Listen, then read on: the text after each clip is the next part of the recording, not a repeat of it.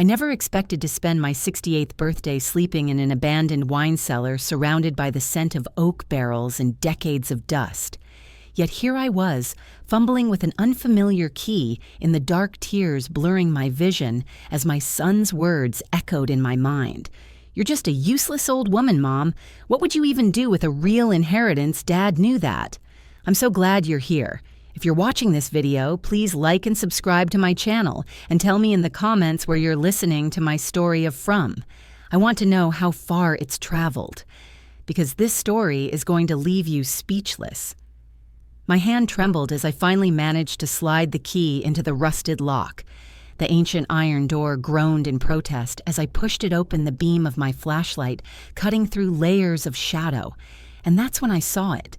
I froze in place, my breath catching as the light revealed what lay inside. This couldn't be possible.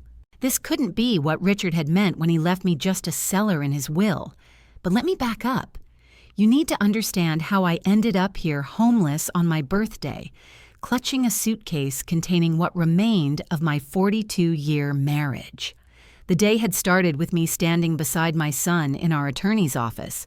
Nicholas in his perfectly tailored suit, me in the black dress I'd worn to Richard's funeral 3 weeks earlier. Miss Clara Devereaux, our family attorney for decades, had seemed unusually uncomfortable as she prepared to read Richard's will. Before I begin, she said, adjusting her glasses, "I want to assure you that everything here is legally binding and exactly as Mr. Whitmore instructed." Looking back, I should have recognized that statement as the warning it was. The reading itself passed in a blur, but certain phrases stood out with devastating clarity. To my son, Nicholas Whitmore, I leave our vineyard estate in Napa and my primary investment portfolio, and then, almost as an afterthought, to my beloved wife, Eleanor Whitmore, I leave the property located at 1420 Winery Road, the cellar and its contents. A cellar.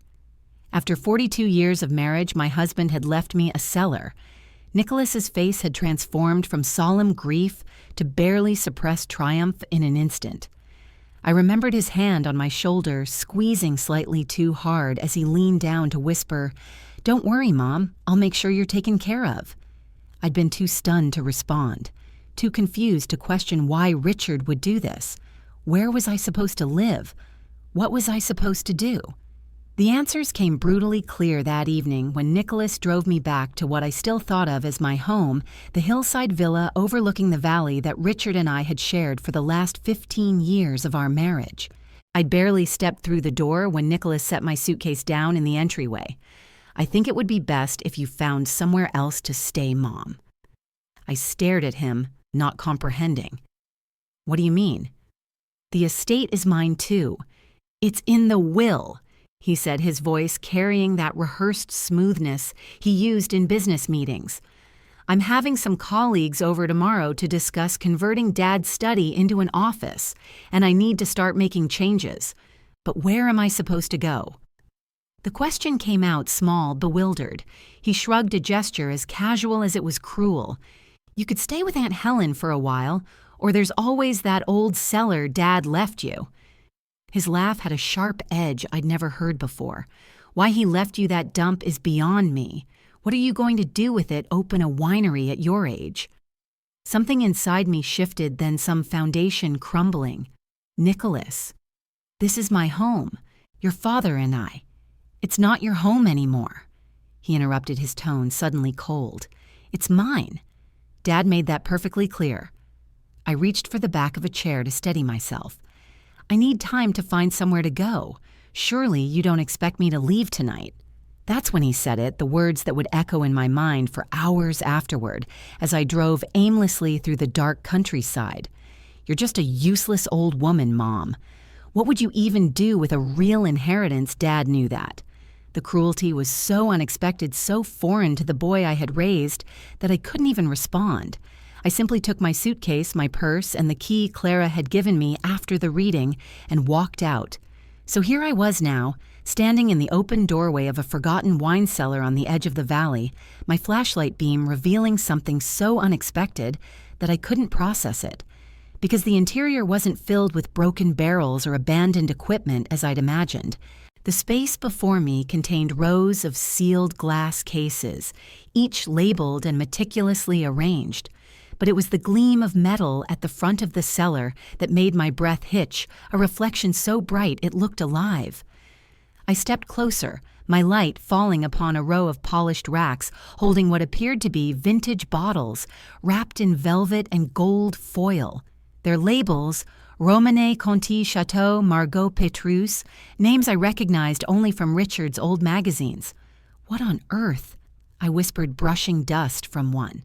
The corks were perfect, the temperature cool, the air faintly fragrant with oak and aged fruit. In one corner stood 3 large oak barrels, newer than the rest, sealed with wax and marked with R.W. Private Reserve 2018-2020. The cellar itself had been renovated, climate control humming softly, steel shelves, hidden lighting illuminating everything like a museum. There was nothing abandoned about this place. It was a carefully crafted sanctuary. My heart pounded as I noticed an envelope taped beside a light switch. It had my name, Eleanor, written in Richard's familiar handwriting. With trembling fingers, I pulled it down and flipped the switch.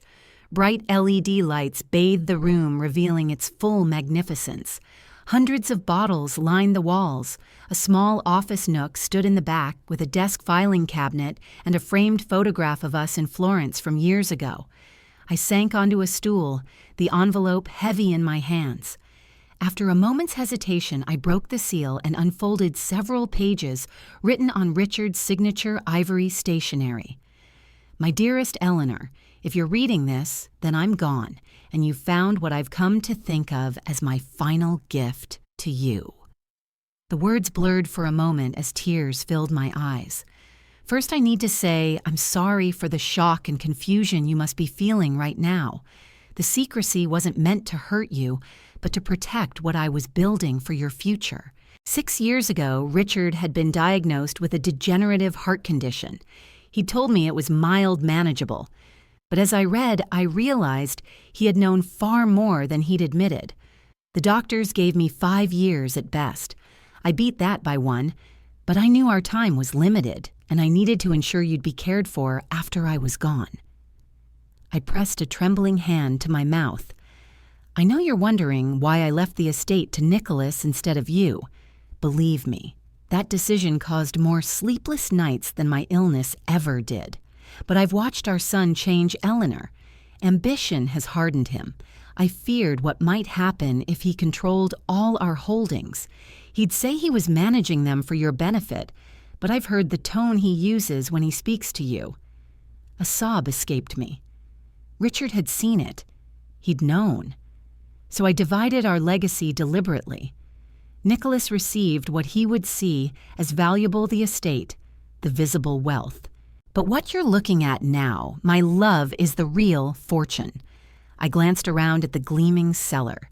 These wines, along with the investment portfolios and properties listed in the safe behind the portrait of us in Florence, are worth more than $12 million. The documentation will confirm it.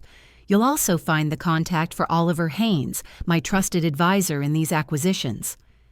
The name struck a faint memory. Richard had mentioned him once briefly. I looked up, blinking through tears, at the shimmering bottles, realizing I had never truly known the extent of my husband's foresight. The letter trembled in Eleanor's hands, its final lines catching in her throat like thorns. The safe behind our photo holds more than papers, my love. It holds the truth of what I've built for you. If you ever doubt yourself, follow the sound of your own heartbeat. It will lead you back to me. She reread those words again and again until they blurred beneath a veil of tears. The cellar was silent except for the faint hum of the cooling system, a quiet mechanical rhythm that echoed her pulse. For the first time since the funeral, she spoke his name out loud. Richard. Why didn't you just tell me? Her voice cracked, swallowed by the room's echo. Eleanor rose slowly, brushing dust from her skirt, and wandered deeper into the cellar. Rows of bottles glistened like sentinels, each one an act of patience of love, measured in years, not words. As she turned, something metallic caught her eye, a small brass plaque near the desk. It bore Richard's handwriting engraved into it. "Play me." Her heart stopped. Below the plaque, half hidden behind a stack of ledgers, was a small vintage audio recorder, the kind Richard used when he dictated his notes.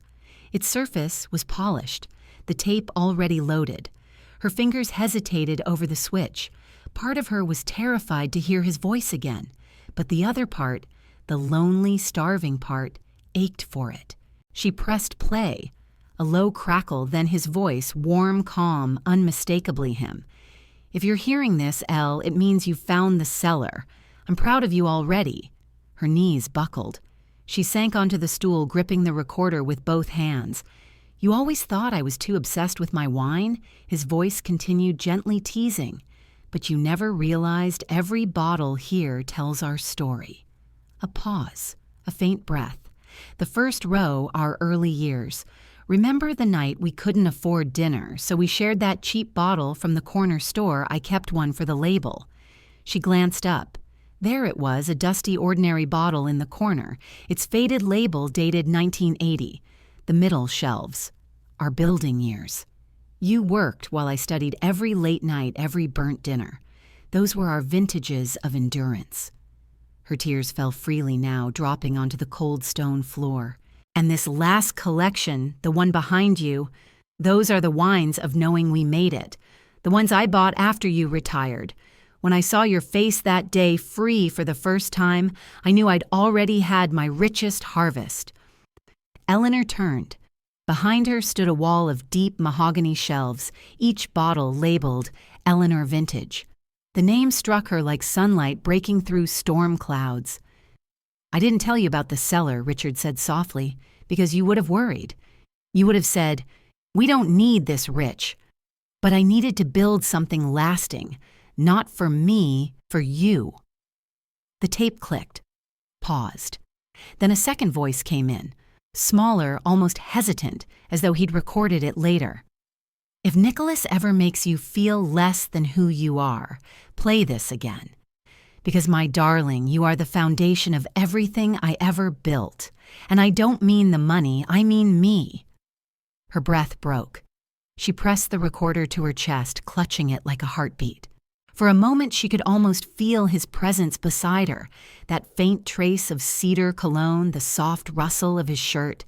But the next line shattered her composure completely. "He'll hate me for what I've done. But I need him to fail before he learns what it means to rebuild. You can't protect him from the fire, Elle. You can only show him how to walk through it." She froze. That was the Richard she'd loved, brilliant, maddening, too wise for his own good. He'd built lessons into his love, turning pain into education. So he whispered, "This cellar isn't just for you, it's for him too. Someday when he's ready, you'll know what to do." The tape ended with a soft click. Eleanor sat there surrounded by the hum of machinery and her own tears. Shock pulsed through her body, not the sharp kind, but the deep, tender ache of knowing. He hadn't abandoned her. He had prepared her. The betrayal she had felt only hours ago dissolved into something new, something heavier and more luminous. Gratitude. She stood wiping her cheeks and whispered, "You clever, impossible man." The next morning she returned with a notebook and began cataloging every item in the cellar. It was her way of saying, "Thank you." Each label, each signature, each year told a story, the geography of their shared life. She found maps, investment papers, and a handwritten list titled, "To Eleanor, when you're ready." At the bottom of the list, "Call Oliver Haynes." Later that afternoon, Eleanor drove to a cafe overlooking the vineyards, the kind Richard used to love for its espresso and view of the valley. She sat by the window, sunlight warming her hands, and dialed the number, Mr. Haynes.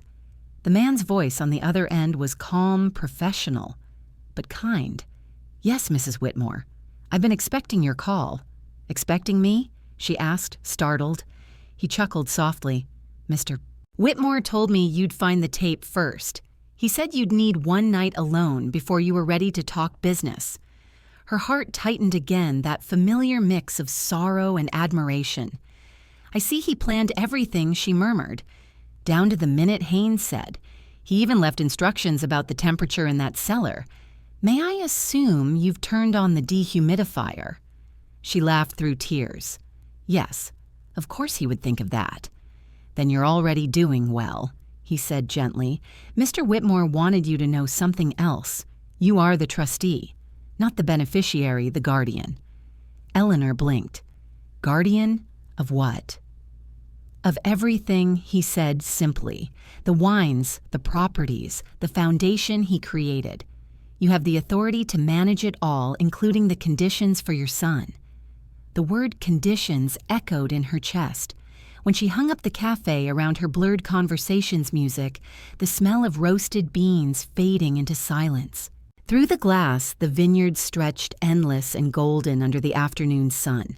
She imagined Richard sitting across from her, that quiet, knowing smile of his. He'd always told her that love wasn't just a feeling, it was a plan. Now she finally understood. Tears welled again, but they felt different this time, not from pain, but from illumination. She whispered toward the horizon. You didn't just leave me riches, Richard. You left me purpose. Outside, the wind stirred through the vines, carrying the faint scent of oak and salt, as if the valley itself exhaled with her. And for the first time since his death, Eleanor smiled. Not the brittle, polite smile of survival, but the quiet, trembling smile of a woman who had just found truth inside her grief. The next morning, Eleanor packed what little she owned into the trunk of her late husband's old sedan. The road from Napa to Carmel Valley curved like a ribbon through Golden Hills vineyards, fading into pine forests and sea air. She drove with both hands steady on the wheel, the recorder sitting beside her like a silent companion. Every mile that separated her from Nicholas's house felt like shedding a layer of sorrow. The last time she'd taken this drive had been years ago when she and Richard had escaped the city for a weekend. He'd called it their quiet place. Now it was hers alone. By noon, the Pacific appeared that endless shimmer of blue that Richard used to say made the soul lighter. She followed the narrow road until she reached the address on the envelope, 103 Rosewood Lane. The cottage stood modestly among cypress trees, weathered but graceful, its windows wide open to the salt air. A note was pinned to the front door in the same familiar handwriting, "Welcome home, Elle." Eleanor's throat tightened. She stepped inside, and the scent of cedar and lemon oil greeted her, the smell of care, of preparation. Everything was arranged with precision, a kettle on the stove, clean linens folded, a vase of dried lavender on the table. She turned slowly, her eyes falling on a leather-bound journal resting beneath a framed photograph of her and Richard. Its cover was engraved, "Vineyard Notes, Private." She opened it. Inside were sketches of vines, notes on soil composition, and a few deeply personal entries. The vineyard is not about profit. It's about patience, about trusting what you can't see yet. Another entry read, "If I don't live to see her find this, tell her the strongest vines grow alone at first." Her hands trembled. He had written it for her. She spent hours reading that journal, tracing his pen strokes, feeling his presence in every line. When she closed it, the loneliness no longer felt like punishment. It felt like a calling. That evening, she stood on the porch watching the sun dip into the ocean. The silence wasn't empty anymore. It was full of memory, of meaning, of the man who had trusted her enough to let her grow on her own. Days turned into weeks. Eleanor fell into a rhythm of quiet restoration. She learned how to maintain the vineyard behind the cottage, pruning, watering, cataloging each row. The work was slow, meditative. Her hands, once delicate, grew calloused strong. She started keeping her own journal, her resurrection notes. One entry read, "I thought I was alone. I'm beginning to see solitude isn't absence, it's space to bloom." In the evenings, she'd play the old tape again. Sometimes she'd pour a small glass of Richard's wine and whisper back to him, half in grief, half in conversation. At times, she felt as if he answered through the rustling vines outside. The new element in her life arrived unexpectedly one morning. A letter slipped under her door. No name, only the initials. JC inside was a single sentence. Be careful who you trust with your harvest. She frowned, puzzled. There were no neighbors close enough to send such a message. At the bottom of the page, a faint watermark showed the emblem of Whitmore Estates, her former home now controlled by Nicholas. Her first instinct was fear. Her second was clarity. Nicholas had found out about the trust. For the first time, Eleanor didn't panic. She folded the note neatly, placed it in her new journal, and wrote beneath it, "He's coming. But this time I won't run." That sentence marked the turning point the moment the grieving widow became something else entirely. She wasn't hiding anymore. She was preparing. In that solitude, she found not only strength, but a strange exhilaration, the thrill of independence. As she worked in the vineyard, she thought about all the stories she'd once read of women rebuilding from ashes, stories of betrayal turned into purpose. If my life were one of those Reddit revenge stories, she thought this would be the chapter where the heroine starts sharpening her own tools, and maybe it was. A month later, Eleanor met with Oliver Haynes in Monterey. He had driven down from San Francisco to deliver the official paperwork for her trusteeship. "You understand, Mrs. Whitmore," he said gently. "You hold more than assets now. You hold influence. The trust's investments span multiple properties, including the very vineyard Nicholas believes he controls." Eleanor looked out over the water. "Then I suppose I'm his silent partner." Oliver smiled. A poetic way to put it. "But yes, and I'd say you have the upper hand." For the first time in months, Eleanor laughed. It wasn't the bitter laugh of disbelief. It was genuine, warm, alive. As they reviewed documents, she noticed a line of handwriting Richard had added to the margins of one file. "When the vines bloom again, so will she." That night she returned to the cottage and stood beneath a sky washed in stars. The vineyard glowed faintly silver in the moonlight. She whispered, "They're blooming, Richard, and so am I." Weeks later, Eleanor began documenting her progress online, not for vanity, but as a journal of gratitude. Under a pseudonym, she wrote, "There's power in stillness, in solitude. Sometimes revenge isn't destruction, it's rebuilding what they thought you couldn't." Her quiet reflections began to resonate. Readers left comments about courage, rebirth, and silent victories. One even wrote, "This feels like one of those real Reddit revenge stories, but with more heart than hate." Eleanor smiled when she read that. It was true hers wasn't revenge by fire. It was revenge by growth. And in her heart, she hoped Nicholas might someday understand that too. On her 69th birthday, Eleanor opened a bottle of Eleanor Vintage, the same label Richard had dedicated to her. She sat on the porch with a glass of it, the sea whispering below. In the distance, storm clouds gathered, but she felt no fear. For the first time in her life, she had no one to depend on, and it didn't scare her. It freed her. As she raised her glass to the wind, she whispered, "To the vines that grow alone at first." Then she smiled, thinking of all those stories of rebirth and poetic justice, and murmured with a quiet laugh, "Maybe life writes the best Reddit revenge stories after all. If you've ever had to rebuild yourself quietly after betrayal, give this a like. It might remind someone out there that solitude isn't loneliness, it's rebirth." The morning fog rolled in like a soft blanket wrapping the cottage in its gentle hush. Eleanor woke early, as she always did now, to the rhythmic whisper of the ocean against the cliffs. The sound was no longer a reminder of loss, it had become a heartbeat. She padded barefoot into the kitchen, poured coffee into the blue ceramic mug Richard had bought her on their anniversary trip to Florence, and opened the window wide. The sea breeze entered carrying salt and lavender. It had been 3 months since she left Napa, and for the first time, the silence didn't feel empty. It felt like home. The vineyard behind the cottage thrived under her care. The once neglected rows now shimmered with life, the vines green and proud. Birds nested in the trellis beams. Butterflies danced between the leaves. Each plant felt like a conversation with Richard, one she could continue without words.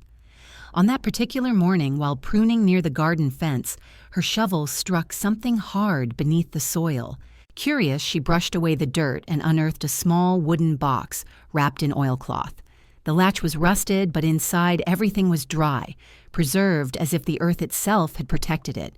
Within lay a bundle of old letters tied with navy ribbon and a seashell polished smooth with age. A faint note was carved into the lid, "For when the noise fades and only the truth remains." Her hands trembled as she untied the ribbon. The first letter was dated 1985, their early years. "My Elle, if you ever find this, it means you've learned how to be still. I always worried the world would demand too much of you, your kindness, your patience, your forgiveness. This is me giving a little of it back." She smiled through tears. Richard's handwriting was strong, confident, as if time had paused mid-stroke. The next letter was shorter. "We build a life the way we plant a vineyard Elle. Row by row, mistake by mistake. Some vines die, others bloom, but all of it becomes the wine of us." Eleanor pressed the page to her chest. The ache that had once lived inside her ribs began to soften. She placed the letters beside her, picked up the seashell, and held it to her ear like a child. For a moment she swore she could hear Richard's laughter mingled with the crash of the waves outside.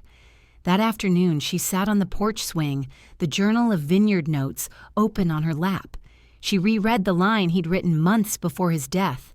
The strongest vines grow alone at first, but now she saw its other meaning, not loneliness, but independence, that blossoms into connection. She wasn't truly alone. Richard's love had simply changed form. The neighbors occasionally stopped by Agnes Porter with her homemade scones, or a fisherman named Sam who fixed her gate and told stories about the sea. But they always left space for her silence, understanding that she was living in a different rhythm, slower, deeper. She spent evenings writing in her journal, filling it with thoughts that felt more like prayers than entries. Grief is a room you learn to decorate, not escape. Love doesn't end. It just moves into quieter corners. Sometimes she'd post short reflections online, little pieces of wisdom she'd picked up through pain. One evening, a stranger commented, "Your words remind me of those deep Reddit family tales. Quiet, real, full of the things that actually matter." Eleanor smiled. She had read those 2 stories of mothers and sons, of family betrayals turned into lessons. Maybe she was living one now. Maybe that was okay. A week later, while cleaning the attic, she discovered a painting wrapped in canvas behind an old wardrobe. When she unrolled it, her breath caught. It was a portrait of herself, painted by Richard. She was sitting in that very garden sunlight on her hair, a glass of red wine in her hand. At the bottom, in small cursive, "For Elle, my calm, after every storm." Eleanor laughed softly through tears. "You never stopped teaching me, did you?" She hung the painting above the fireplace right beside the window, where the sea could touch its colors. From that day on, she made a ritual. Each morning she'd sit beneath the painting with her coffee and read one of Richard's letters. Each night she'd write one back words he'd never read, but that healed her anyway. As summer turned to autumn, Eleanor began opening her cottage to a few travelers' widows, caretakers, people searching for quiet. She called it the Vineyard Rest House. Guests came to prune vines, walk the trails, and write letters of their own. She never charged them much, just enough to keep the vines happy, she'd say. One evening, sitting by the fire with a group of guests, a woman asked gently, "Aren't you ever lonely?" Eleanor smiled. "I used to be, but loneliness means wanting something back. I already have everything I need, just in a different shape." There was silence after that, the kind filled with thought, not discomfort. Another guest, a retired teacher, said, "Your story should be shared. It sounds like something from Reddit family tales, only this one's still being written." Eleanor laughed softly. Maybe it is. Maybe every family has one. Later that night, after everyone went to bed, Eleanor stood on the porch and watched the moon ripple on the water. She held the seashell again, now smooth in her palm from constant touch. Somewhere in the quiet, she whispered, "Thank you for teaching me how to live without you, Richard." The wind answered in rustling leaves. She closed her eyes, breathing deeply, the scent of grapevine sea air and lavender merging into one. It was the fragrance of peace. Inside the cottage, the portrait of her younger self seemed to glow faintly in the firelight, a woman who had weathered the storm and found grace. Eleanor smiled and blew out the candle. The darkness that followed was not frightening. It was gentle, complete, the kind that holds rather than hides. "Some memories don't fade," she wrote in her journal before bed. "They settle like wine, richer, deeper, better with time."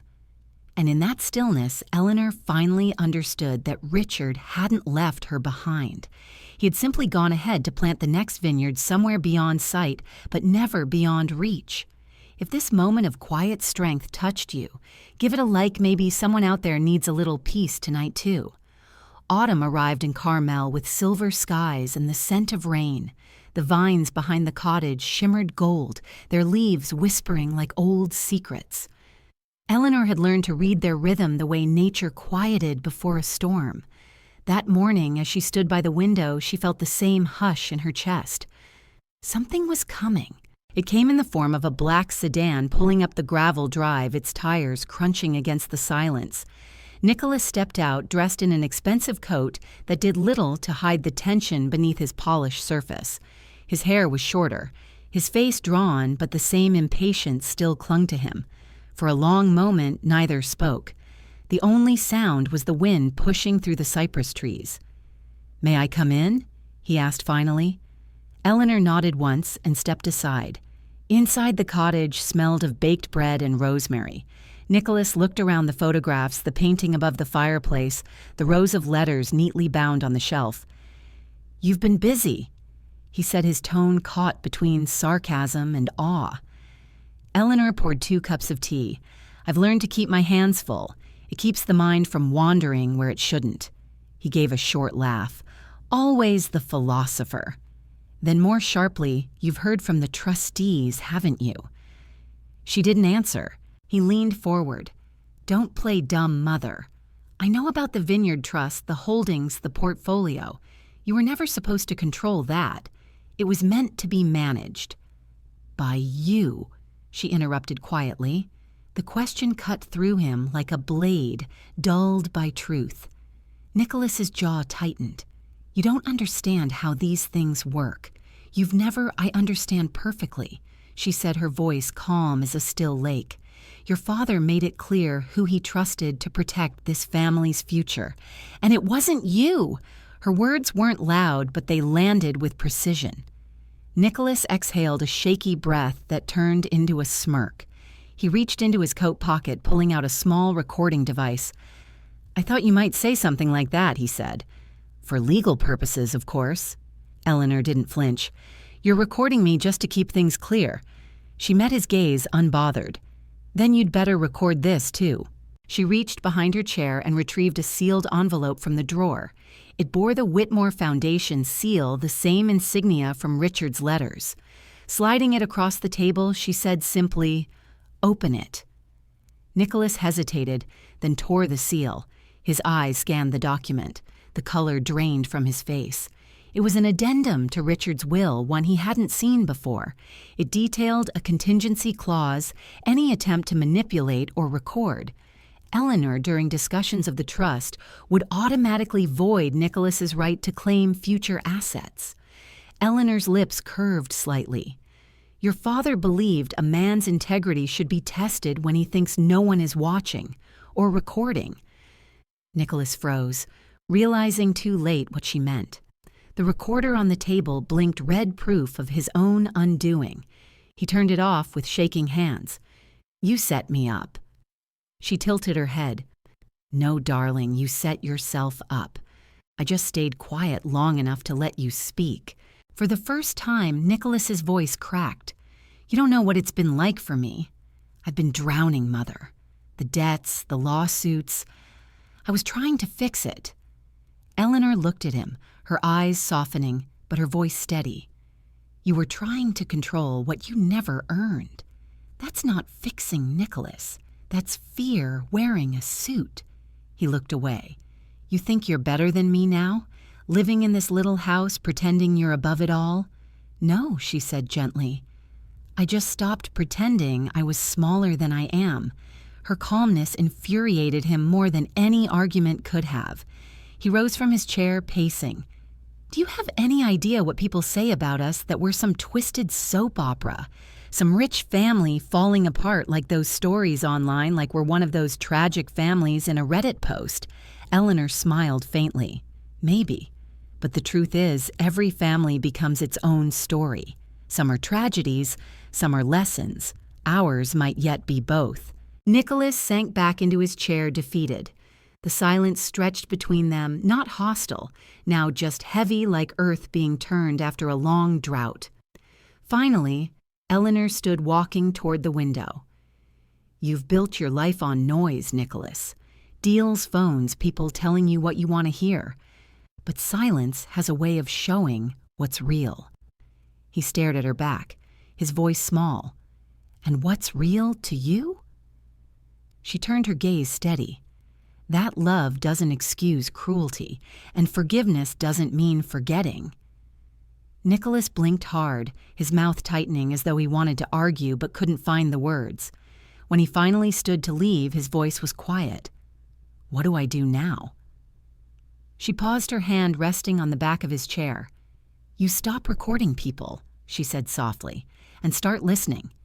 He hesitated at the door, glancing back. For a fleeting second, the child she'd raised, the boy who used to run through the vines, laughing, appeared in his eyes. I'm sorry, he whispered. I know, she said. That's why I'm still here. The door closed behind him, and the cottage fell silent once more. Eleanor sank into her chair, feeling the tremor of the moment pass. Her hands shook slightly, not from fear, but from the release of years of tension. She reached for the pot of tea and refilled her cup. The rain began to fall, tapping gently against the window pane. She looked at the recorder, still sitting on the table, its light dark and lifeless. Then quietly she slid it into the drawer next to Richard's letters. The symbolism wasn't lost on her. Both were vessels of voices, one born of love, the other of deceit. Outside, the wind softened. The vines swayed in rhythm. Eleanor breathed in, long and steady. She had faced her son not with anger or revenge, but with composure, the kind that only comes from walking through grief and coming out whole. And though she would never say it aloud, she knew Richard would have approved. Not because she had won, but because she had stayed kind. That night, Eleanor sat by the fire, the painting above her glowing in the amber light. She took her journal and wrote, Silence isn't weakness. It's the sound of power choosing not to shout. If this moment spoke to your heart, give it a quiet like. Sometimes silence deserves applause too. Winter swept through Carmel, quietly painting the coast in shades of pearl and silver. For the first time in years, Eleanor found peace in the cold, the kind of peace that doesn't depend on warmth, but on stillness. She had not heard from Nicholas in nearly 3 months since their confrontation. The silence was both relief and ache. Each morning she checked the mailbox, not hoping, not dreading, just noticing. Then one gray afternoon, a letter arrived. The handwriting was jagged, uneven. Mother. I've made mistakes I can't fix alone. The house in Napa is gone. The accounts are frozen. I've hurt people who didn't deserve it, including you. I don't expect forgiveness, but I could use your guidance. Or maybe just your honesty. N. Eleanor sat at the table for a long time, the letter trembling in her hands. Richard's voice echoed faintly in her mind from one of his old recordings. The hardest mercy is the kind that doesn't surrender control. She folded the letter neatly and slipped it into her journal. 2 weeks later, she found herself standing at a cafe in Monterey, waiting for him. Nicholas arrived looking older, not in years, but in weight. His clothes no longer shouted success. His watch was gone. His eyes, once proud, were hollow. They greeted each other with a quiet nod. Thank you for coming, he said. I always will, she replied softly. But the question is, Will you come back the right way this time? He looked down, ashamed. They sat by the window, the ocean visible beyond the glass. For a while, neither spoke. Then Eleanor reached into her bag and placed a folder on the table. Inside were documents, pages of the Whitmore Foundation Trust. I've reviewed the clauses, she said. Your father left something neither of us fully understood. Nicholas frowned. What do you mean? There's a provision called the Renewal Clause. It allows a portion of the estate to be reallocated into a community fund, but only if the beneficiary personally oversees it. He blinked. Personally, yes, she said. You'd have to work, not as an investor, as a mentor. The foundation funds small housing projects and job training for displaced families. It's meant to rebuild what greed destroys. Nicholas leaned back, incredulous. You're asking me to work for charity. I'm not asking, she said gently. I'm offering a road back. He scoffed, then sighed. You think that fixes anything? No, Eleanor said, her tone unwavering. Forgiveness isn't a fix. It's a contract, one you sign with humility. That night, she returned to her cottage and sat by the fire, staring at the waves under the moonlight. The meeting had exhausted her, yet there was a strange calm inside her. She opened her journal and wrote, "To love a child without losing yourself is the last lesson of motherhood." For days, she heard nothing. Then one morning, her phone buzzed. A message from Nicholas, "I'll do it, but only if you're on the board with me." Eleanor smiled faintly. Still negotiating, she whispered, shaking her head. 3 months later, they stood together at the ribbon cutting of the Whitmore Renewal Center, a small facility in Salinas built from what was once an abandoned warehouse. The center offered job counseling, housing assistance, and mentorship programs for struggling families. Nicholas, wearing a simple jacket and rolled-up sleeves, looked strangely at ease among the volunteers. Reporters took photos. Donors shook hands. But Eleanor stayed on the sidelines, observing quietly. When the speeches ended, Nicholas approached her. "They wanted me to give a quote," he said, "something inspiring. And what did you say?" He smiled shyly. "That rebuilding a house is easy. Rebuilding a name takes longer." She nodded. "That's the first honest thing I've heard you say in years." He laughed softly, the sound unfamiliar but real. They walked through the facility together. On the wall hung a framed dedication plaque inscribed with Richard's words, "Integrity is the vineyard that never dies." Nicholas stopped and touched the plaque with his fingertips. "Did Dad write that yes?" Eleanor said. "For you." He looked at her, then eyes wet. "Why didn't he just tell me?" "Because he wanted you to find it, not inherit it." They stood in silence, the hum of the center alive around them. People talking, machines whirring, a baby crying somewhere in the distance. It was messy, imperfect, human, and beautiful. Weeks passed. Nicholas threw himself into the work, surprising even himself. He organized workshops, met with families, listened to stories of loss and survival. Each day humbled him a little more. One evening, after volunteers had left, he found Eleanor sitting in the courtyard garden. She was pruning a small vine that she had planted near the entrance, a cutting from her own vineyard. He sat beside her. "I don't deserve this," he said quietly. She smiled. "You're not supposed to deserve forgiveness. You're supposed to grow into it." He looked down at the soil. "Will you ever trust me again? I already do," she said. "Just not blindly." He nodded. "Fair." They sat there side by side as the last light of day faded into gold. Later that night, Eleanor walked alone through the center's halls. The air smelled faintly of paint and fresh paper, the scent of beginnings. In one office, she noticed a small framed photo on Nicholas's desk, her and Richard from years ago, standing in front of the old Napa vineyard. Beneath it, a handwritten note read, "I finally understand Dad." Her throat tightened, but she didn't cry. Instead, she whispered to the empty room, "Then maybe I did my job after all." When she returned to her cottage that evening, the sea was calm again. The wind carried the same salt and lavender she had come to love. She poured herself a glass of Eleanor Vintage and sat by the fire staring into its glow. Forgiveness, she realized, wasn't surrender. It was architecture, the slow rebuilding of what had once been destroyed. And like any foundation, it needed structure, patience, and time. She raised her glass toward the window, toward the unseen stars. To second chances, she whispered, and to keeping your boundaries while giving your heart. If you've ever loved someone enough to let them rebuild, give this a like. Because mercy, when it's earned, is the most powerful story of all. Spring returned to Carmel in soft colors, blush and gold, the kind that made the world look newly washed. The vines behind Eleanor's cottage bloomed again, fuller than ever. Each morning she walked among them with a small notebook in hand, tracing the shoots with her fingertips, whispering thanks. It had been a year since the Whitmore Renewal Center opened its doors, a year since Nicholas had chosen humility over pride and growth over greed. He visited her every Sunday now, not out of obligation, but peace.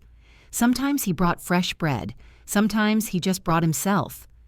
On that morning they sat together on the porch, the air fragrant with lilac.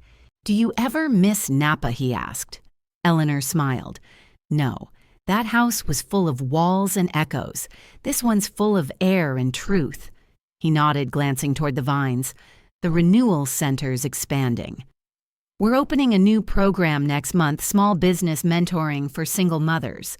I wanted you to know first. That was your father's dream," she said softly. "He wanted our name to mean something more than property." Nicholas hesitated. "I'm trying to live up to it." "You already are."